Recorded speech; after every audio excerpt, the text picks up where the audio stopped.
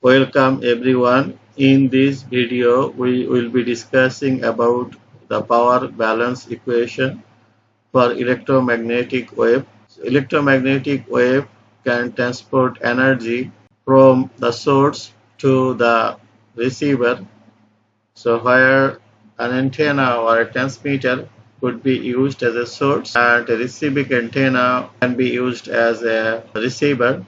So the energy can be transported from one point to another point by means of electromagnetic waves. The rate of such energy transportation can be obtained from Maxwell's equation. So we take the Maxwell's equation, curl of E is equal to negative mu partial H over partial T, and source free homogeneous region, we can write curl of H is equal to J plus the time rate of change of D. We can replace J is equal to sigma E if the medium is source free, homogeneous, linear and isotropic, and also D equal to epsilon E. Now we take the divergence of E cross H and we expand this formula to get the divergence of E cross H is equal to curl of E dot H minus curl of H dot E. So divergence of E cross H can be written as curl of E is from the Maxwell's equation, that is mu or time derivative of H dot H, and curl of H is equal to A plus the epsilon times time derivative of E and then dot E. So now divergence of E cross H can be written as half as equal to negative half mu the time derivative of H dot H. So we had a time derivative of H dot H. Now we can write it like half the derivative of both H and dot H. See the difference between these two lines here. This H was only the derivative was taken only for this H, but not this one. But we can take the derivative for H dot H by multiplying the term with a point of, with 1 over 2. I'll show this proof at the end of this video, and then we replace curl of H is equal to J epsilon. We replace this D with E, so it is E over dt dot T. Now J dot E is J dot E, and this one again we can write it like half epsilon per time derivative of E dot E. Now we got divergence of E cross H is equal to half. If I move this mu inside this, it will be B dot H and J dot E D dot H.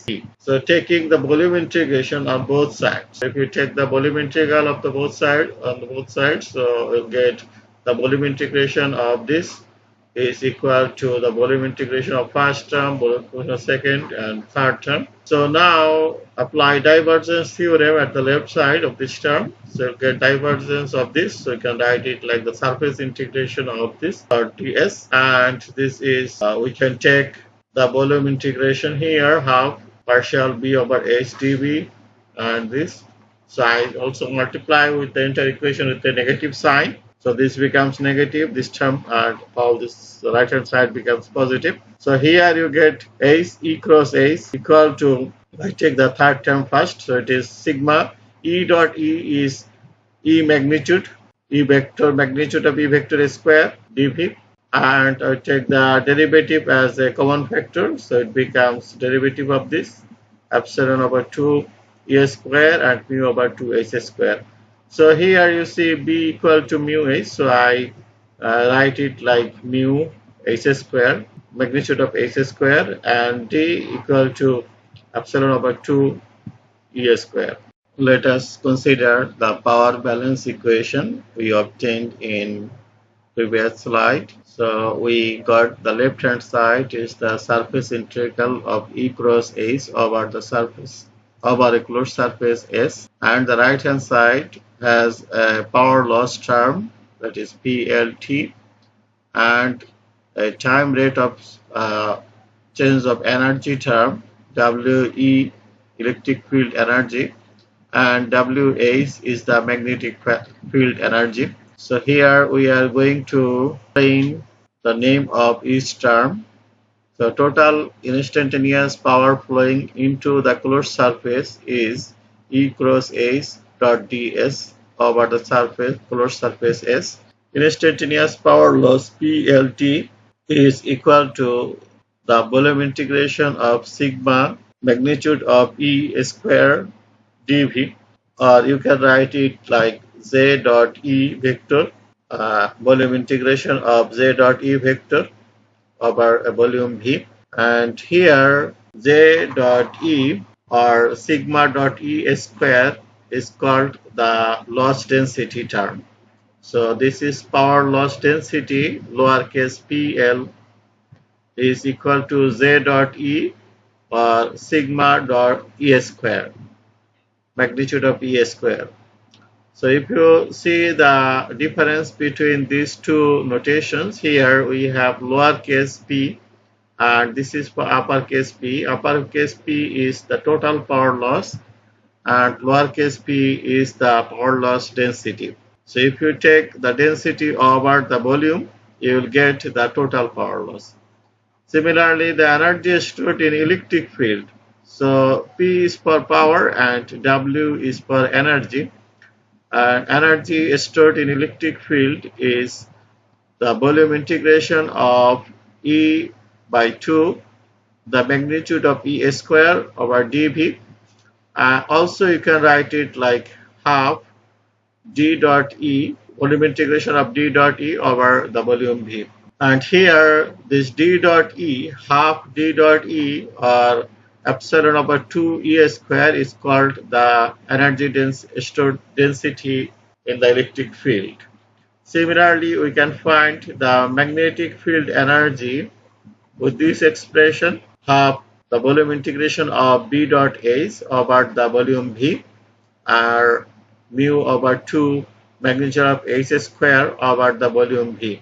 Or we can find the energy density in magnetic field is lowercase h is equal to half B dot H, or you can write half mu over mu magnitude of H square dV if the medium is linear, homogeneous, isotropic. In the previous slide, we find the total power loss. We got E cross the surface integration of E cross H over the closed surface S. Here the E cross H is called the Poynting vector or power density vector. So it is used a symbol like this. So this is the Poynting vector P is equal to E cross H, and this Poynting vector, and then instantaneous Poynting vector.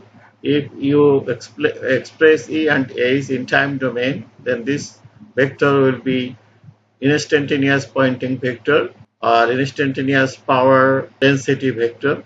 And then if you take the time average power of this, so taking 1 over t 0 to t E cross h dt gives you the time average Poynting vector.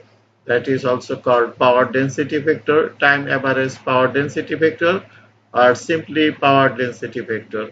So power density vector is 1 over t 0 to t E cross h dt in the time domain.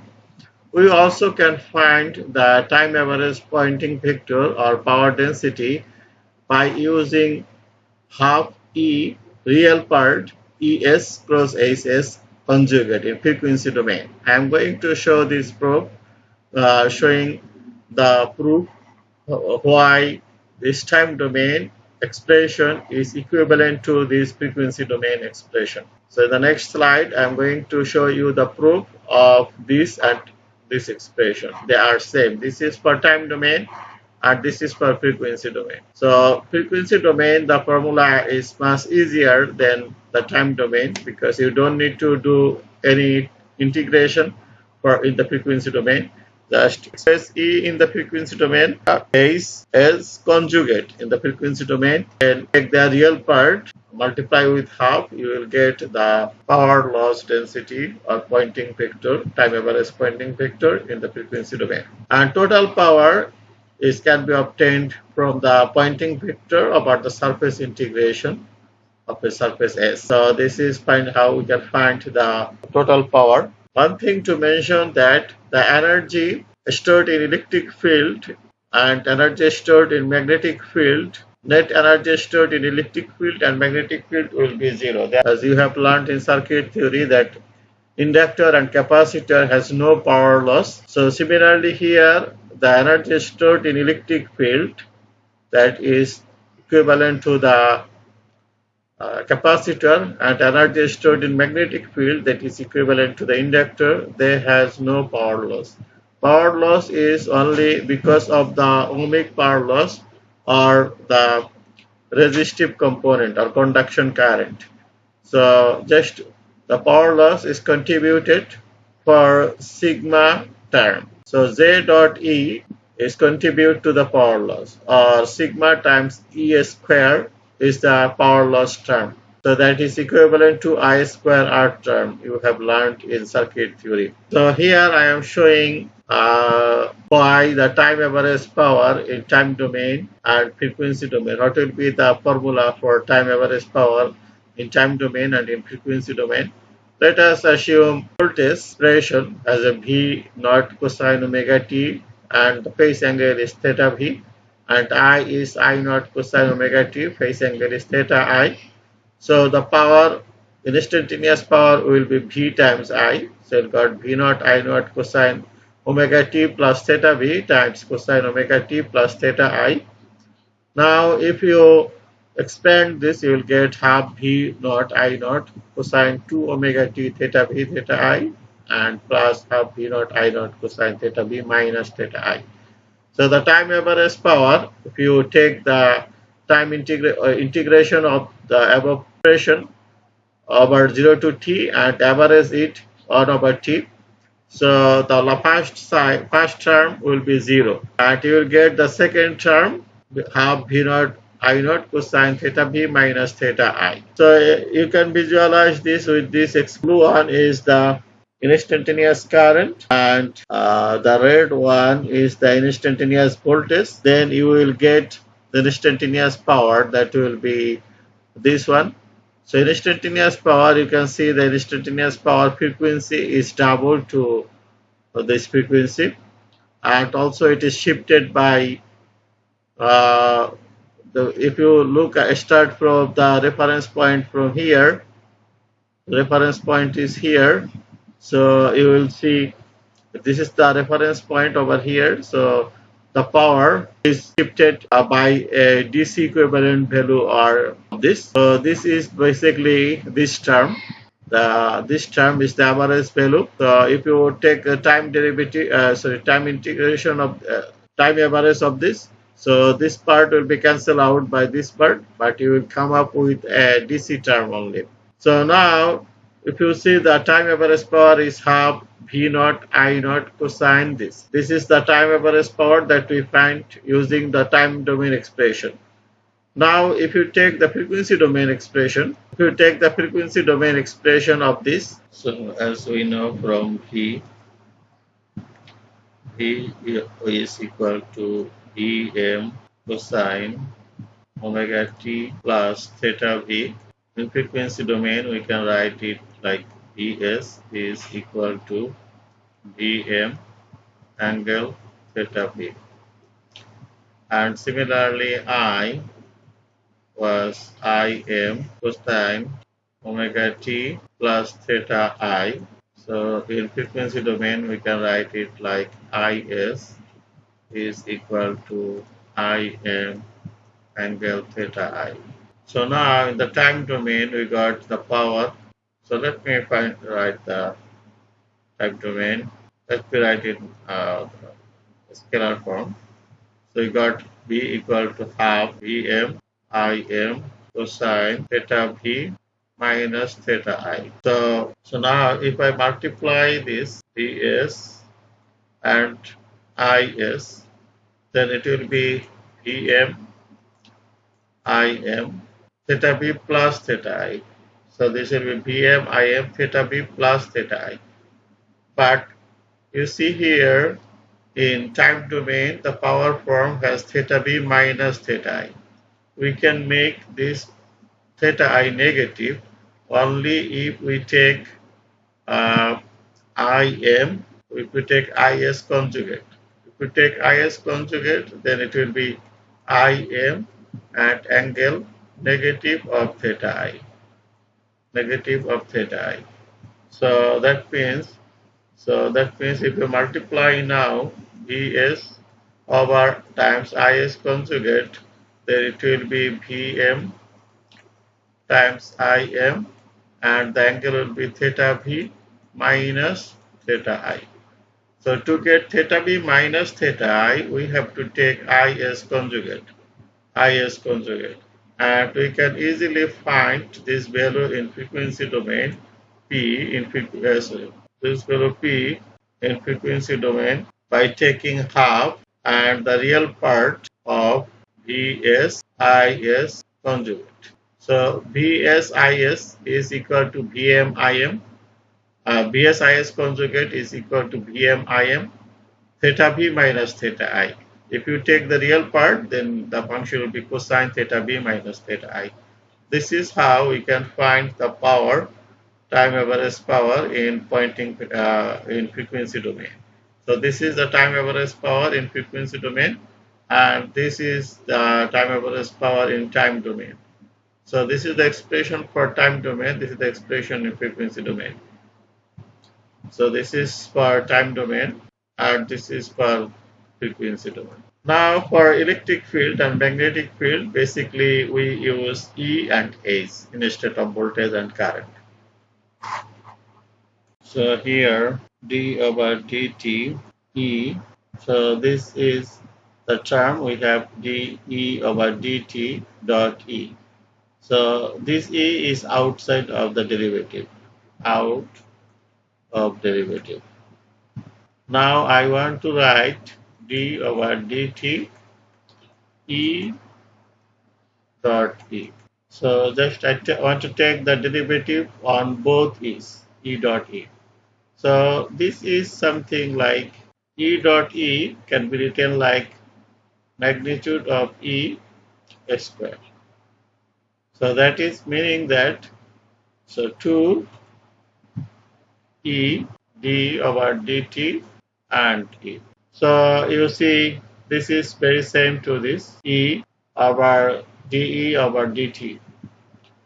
So E half E. So this is basically we can write like half of this is equal to half of this. So that is meaning that E dE over dt. So we should write a vector sign here. So if we take the vector sign on both, so you can write like this. So half of so E over dt can be written like half of d dt E dot E. So you see here this term E can be written like half d over dt E dot. So similarly we can prove it like for magnetic field.